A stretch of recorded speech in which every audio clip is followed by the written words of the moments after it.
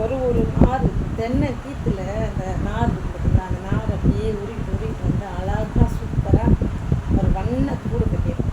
அந்த தூக்கணாங்குருவி பார்த்தீங்கன்னா அழகாக சூப்பராக இருக்கும். அந்த தூக்கணாங்குருவி கூடில் அந்த நம்மளுக்கு வரப்போகிற ராணி அந்த முட்டைகளை பொறித்து நம்ம ஜீவராசிகளை அதில் வளர வைக்கணும் அப்படின்றதுனால அந்த தூக்கணாங்குருவி கூடு கட்டி பார்த்துங்க.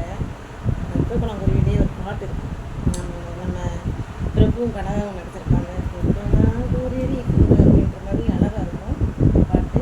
அது மாதிரி தாங்க நம்ம பிள்ளைகள் வாழ்கிறதுக்காக நம்ம தாய் தாப்பன் நம்ம பிள்ளைகள் சம்பாரித்து கொடுத்த காசை கொஞ்சம் கொஞ்சமாக சிறுக சேர்த்து வச்சு நம்ம தான் படுக்க இடம் இல்லாமல் அங்கிட்டு ஓடிக்கிட்டு இருந்தோம். நம்ம தான் வசிக்க பூமி இல்லாமல் அந்தந்த ஏரியாவுக்கு ஓடிக்கிட்டு இருந்தோம். அப்படின்றதுலாம் நம்ம தாய்மார்கள் சிந்திச்சு நம்ம பிள்ளைகளுக்காக ஒரு வீடை கட்டி வைக்கும்.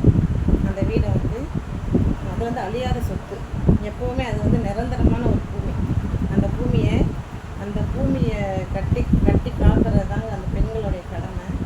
அந்த பெண்கள் வந்து வீட்டுக்கு வர்ற போகிற மகாராணிங்க நம்ம பொருளுக்கு பாதுகாக்கணும். நம்ம சொத்துச்சோகத்துகளை நம்மளுக்காக செஞ்சு வச்சுருக்கிற பூமிகளை நம்ம பாதுகாக்கணும் அப்படின்ற ஒரு வரமுறையை கடைப்பிடிச்சி வர்றவங்களும் நல்லபடியாக அந்த குடும்பத்தை ரன் பண்ணி கூட்டிகிட்டு போவாங்கன்னா அந்த காலத்துலேருந்து பெரியவங்க சொன்ன ஐதீகம் இந்த காலமும் சொல்லலாம். இருந்தாலும் நம்ம சொல்கிறத யாரும் கேட்க மாட்டாங்க இல்லையா?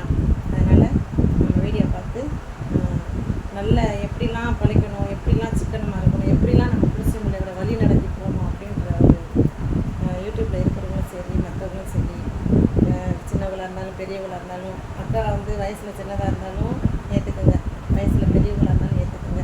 இது என்னுடைய கருத்து இல்லைங்க, நான் அனுபவிச்ச பாடம். சரிங்களா? பிள்ளைகளோட